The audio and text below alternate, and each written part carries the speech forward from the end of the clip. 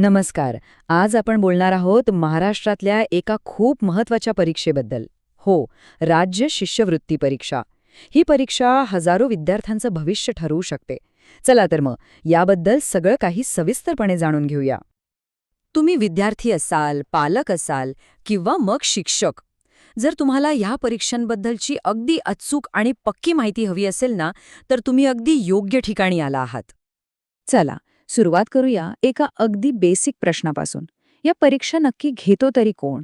आता हे जाणून घेणं खूप महत्वाचं आहे, कारण त्यातूनच या परीक्षेची विश्वासार्हता आणि तिचं महत्त्व आपल्या लक्षात येतं. तर या परीक्षा थेट महाराष्ट्र शासनाची एक अधिकृत संस्था घेते. स्क्रीनवर दिसणारं हे बोधचिन्ह आहे महाराष्ट्र राज्य परीक्षा परिषदेचं, आणि हेच या परीक्षेच्या अधिकृततेचा पुरावा आहे.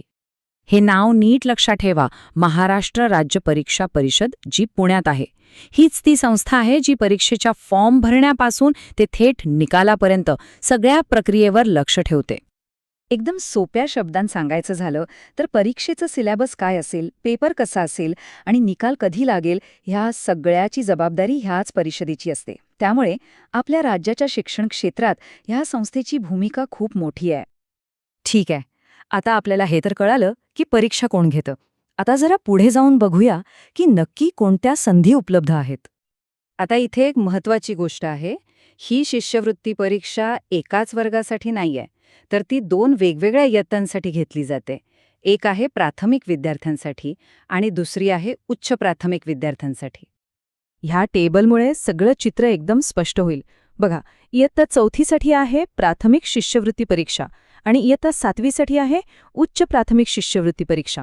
नावं ऐकायला जरी थोडी सारखी वाटत असली तरी इयत्तेनुसार परीक्षा पूर्णपणे वेगळी आहे हे लक्षात ठेवणं गरजेचं आहे.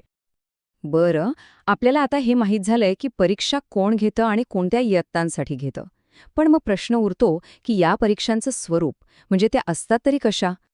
एक गोष्ट कायम लक्षात ठेवा, कोणत्याही परीक्षेच्या तयारीची पहिली आणि सगळ्यात महत्त्वाची पायरी म्हणजे त्या परीक्षेचं स्वरूप, म्हणजेच तिचा एक्झाम पॅटर्न नीट समजून घेणं. ह्याच गोष्टीला परीक्षेचं स्वरूप असं म्हणतात. परीक्षेची रचना म्हणजे तिचा पॅटर्नच जर समजला नाही तर तयारीला योग्य दिशा कशी मिळणार, बरोबर ना? म्हणूनच थेट पुस्तकं उघडून अभ्यास सुरू करण्याच्या आधी प्रत्येक विद्यार्थ्याने परीक्षेची रचना नीट समजून घेतली पाहिजे, कारण चांगल्या तयारीचा पाया याच माहितीवर उभा राहतो. मग या परीक्षेच्या स्वरूपात नेमकं असतं तरी काय? तर यात सगळं काही दिलेलं असतं. म्हणजे प्रश्नपत्रिका कशी असेल, कोणत्या प्रकारचे प्रश्न विचारले जातील, प्रत्येक विषयाला किती मार्क्स आहेत आणि सगळ्यात महत्त्वाचं वेळेचं नियोजन कसं असेल, या सगळ्या प्रश्नांची उत्तरं आपल्याला इथेच मिळतात. आणि हेच या सगळ्या माहितीचं सार आहे. शिष्यवृत्ती मिळवण्याचा प्रवास हा एका महत्त्वाच्या पावलानेच सुरू होतो, आणि ते पाऊल म्हणजे पुढचा मार्ग, म्हणजेच परीक्षेचं स्वरूप व्यवस्थित जाणून घेणं. तर मग आता एक प्रश्न उरतो की केवळ परीक्षेचे स्वरूप समजून घेणं हेच यशाचं पहिलं आणि सर्वात महत्त्वाचं पाऊल आहे का?